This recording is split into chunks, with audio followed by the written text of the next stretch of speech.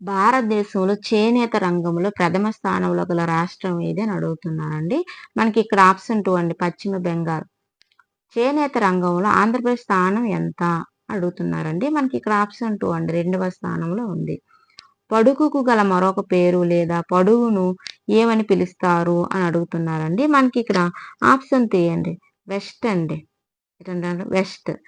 Next, పేకకు గల మరొక పేరు ఏది అంటే మనకి ఇక్కడ ఆప్షను 2 అండి, వార్ఫ్.